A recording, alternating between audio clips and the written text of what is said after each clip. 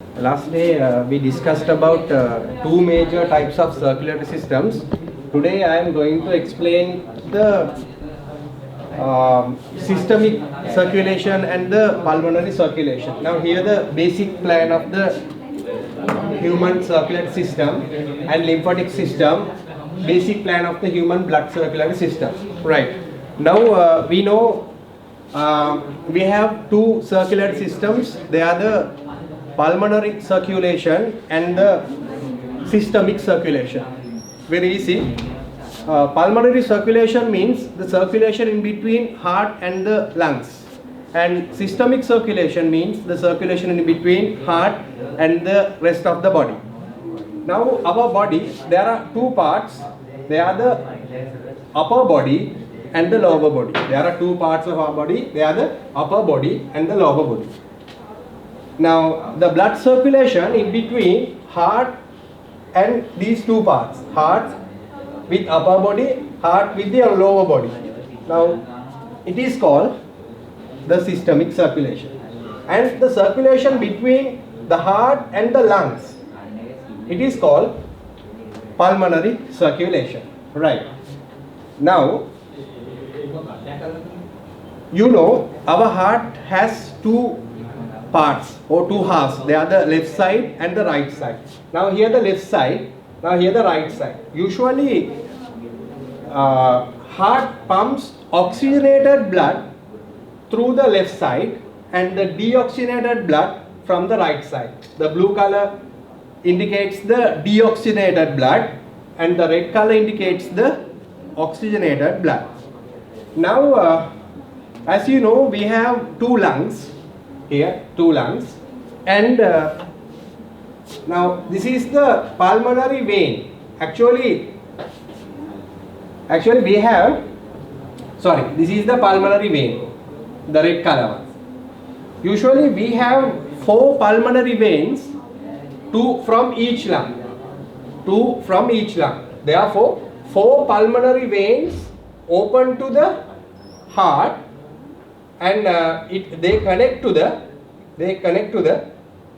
left atrium. Now here the left atrium receives oxygenated blood from the lungs, two lungs. Here this is the pulmonary vein. Now here this is the pulmonary vein. Actually there are two veins. Here two veins. Then altogether four pulmonary veins join to the left arterium.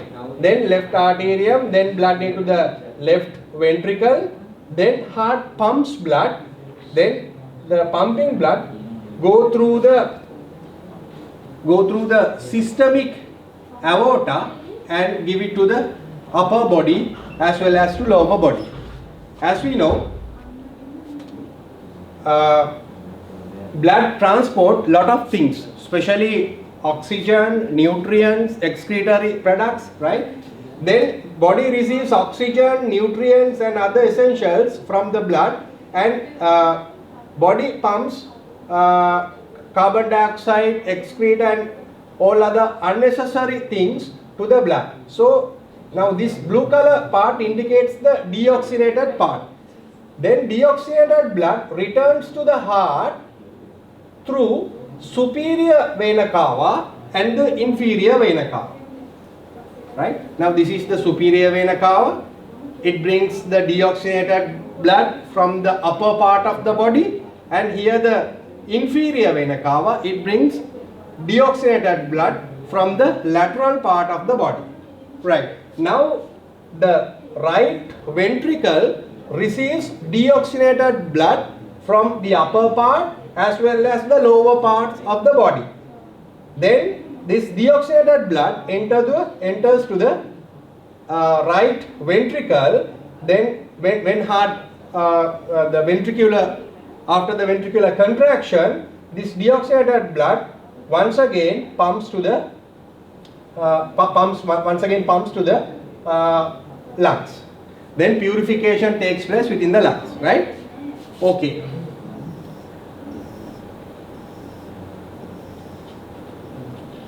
Now the basic plan of the human blood circulatory system.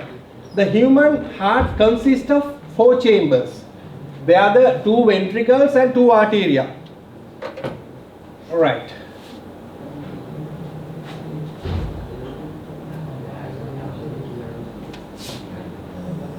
Now I just symbolize the heart like this.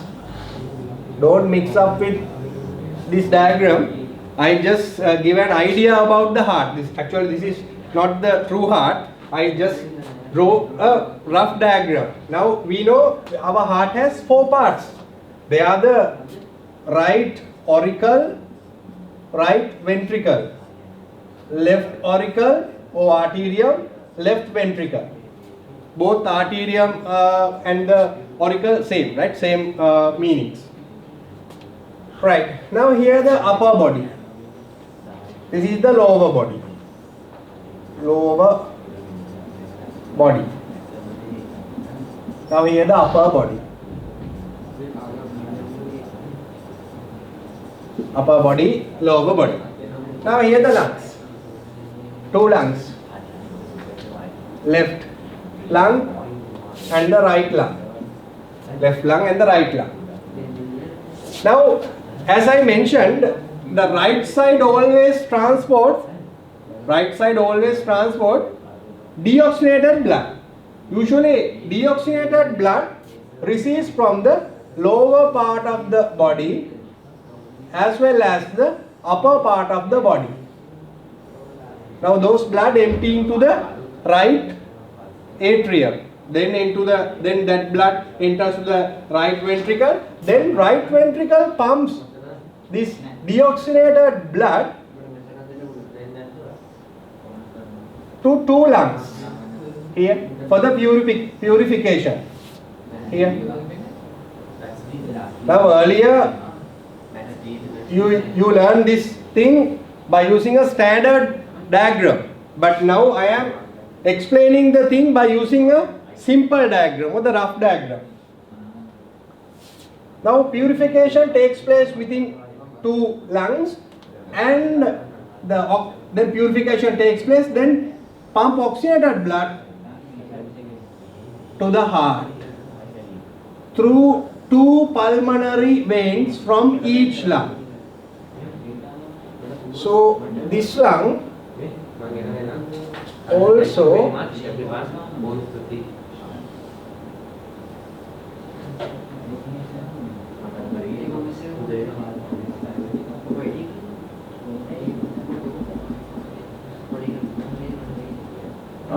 here the four lungs, right? So now we know our heart has 4 chambers. They are the right auricle, right ventricle, left auricle and left ventricle, right?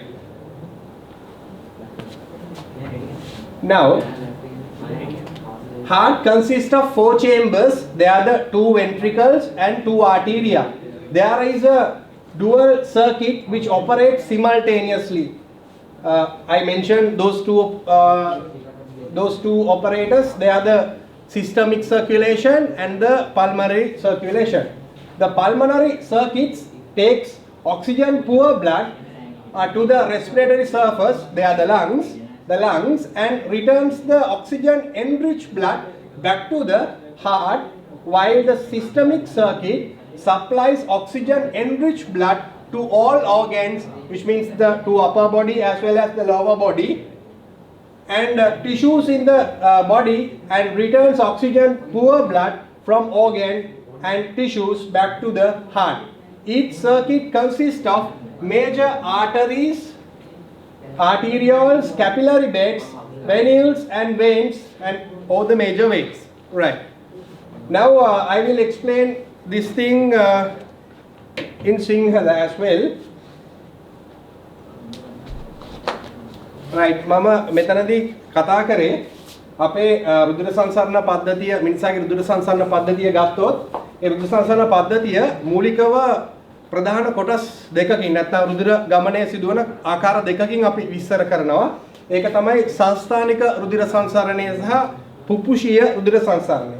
සංස්ථානික රුධිර සංසරණය කියලා කියන්නේ අපි එතනදී හෘදය සහ දේහය අතර රුධිර සංසරණය තමයි අපි සංස්ථානික සංසරණය කියන්නේ. අපි දැන් මේ ඩයග්‍රෑම් එකෙන් බැලුවොත් සංස්ථානික සංසරණය කියලා මම මේකෙන් නියෝජනය කරේ අපේ හෘදය වස්තුව.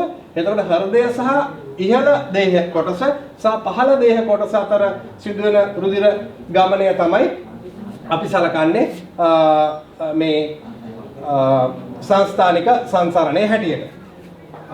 එතකොට තව රුධිර සංසරණයක් තියෙනවා. ඒක තමයි පුප්පුෂීය සංසරණය. ඒ කියන්නේ හෘදය සහ පෙනහැලි අතර සිදු කරන රුධිර සංසරණය තමයි පුප්පුෂීය සංසරණය කියන්නේ. මේක අතරම මම හෘදය වෙත දකුණු කර්ණිකාව වෙත රුධිරයේ ගෙන එන මාර්ගය තමයි ඇන්දේ. මේකට උත්තර මහා ශිරාව කියනවා. මේකට අපි අදර මහා ශිරාව කියනවා. එතකොට මෙහෙම අපිරිසුදු රුධිරය මෙහෙම ගේනවා වගේම හෘදයෙන් මේ කොටස් වලට රුධිරය සපයන්නේ මේ වගේ සංස්ථානික මහා ධමනී හරහා දේහයට මෙහෙම රුධිරය සපයනවා. ඒ වගේම දේහයේ ඉහළ කොටස් වලටත් මේ ආකාරයෙන් රුධිර සැපීමක් සිදු කරනවා. ඒ කියන්නේ සංස්ථානික සංසරණය. ඒ සංස්ථානික සංසරණය. ඒතර මම මේක නිකන් දල රූපයකින් තමයි මම පැහැදිලි කරේ. Right.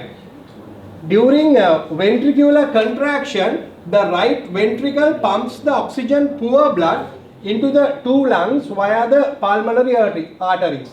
Earlier I mentioned this thing, and then in the lungs, oxygen is located into the blood through diffusion, while carbon dioxide is uploaded from the blood into the external environment. Right. We know lung is the main tissue that exchange oxygen and carbon dioxide. We know oxygen diffuses into the blood and carbon dioxide diffuses back to the atmosphere. That thing takes place within the lungs, especially within alveoli as well as the alveolar ducts.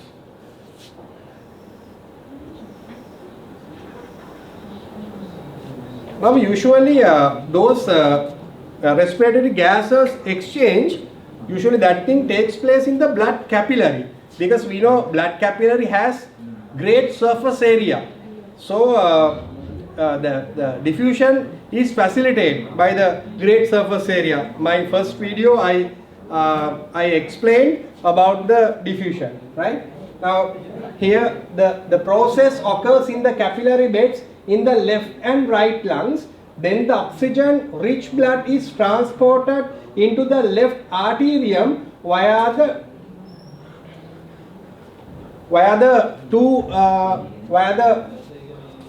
two pulmonary veins. Now earlier I mentioned there are two pulmonary veins from each lung. So altogether there are 4 pulmonary veins which bring oxygenated blood from the lungs into the heart. During arterial contraction, usually arterial contraction means we know our heart has 4 chambers. Then upper chambers are called arteria and the lower chambers are ventricle. Firstly, the upper chambers contract. It is called arterial systole. Then it relax. Then they relax. Then ventricular contraction. Then they relax. Then contraction is called systole. Relaxation is called diastole. Right? Now here arterial, this oxygen, okay. Then during a ventricular contraction, oxygen rich blood is pumped into the aorta. Through arteries, the aorta conveys this oxygen rich blood throughout the body. First the aorta branches into the coronary arteries, which supplies blood into the heart muscles. Now in our previous diagram, now this is the aorta. Aorta pumps oxygenated blood to the upper part of the body as well as the lower part of the body. But at very first, this systemic aorta supplies oxygenated blood to the heart. මෙතනදී මුලින්ම මෙන්න මේ අපි මේ කියන්නේ මෙන්න මේ ධමනියට අපි කියන්නේ සංස්ථානික මහා ධමනිය කියලා. ඒ සංස්ථානික මහා ධමනියේ මුලින්ම දේහයේ ඉහළ සහ පහළ කොටස් වලට ලේ ඔක්සිජන් සපිරි ලේ දෙන්න කලින් එයාටම ලේ දී ගන්නවා මුලින්ම. එතකොට මේ සංස්ථානික මහා ධමනිය මුලින් එතනින් ඇති වෙන කුඩා ධමනි දෙකක්. එතකොට කුඩා ධමනි දෙකෙන් ඉස්සල්ලාම හෘද වස්තුව නැත්නම් හෘදය තමාටම ලේ සපයා ගන්නවා. ඔක්සිජන් සපිරිලේ සපේන. එතකොට අපි ඒක සලකනවා ඒකට අපි කියනවා කිරීටක සංසරණය. අපි ඉංග්‍රීසි වලින් ඒකට කියනවා මේ ඉංග්‍රීසි වලින් ඒකට අපි කියනවා what do you call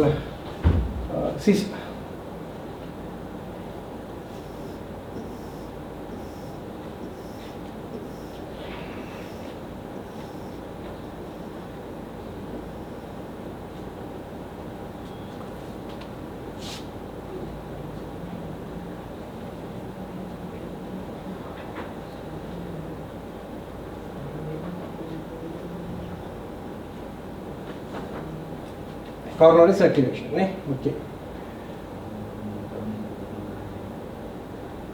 Right. Then oxygen poor blood from trunk and hind limbs is drained into the inferior vena cava, and oxygen poor blood from the head, neck and forelimbs are directly into the superior vena cava.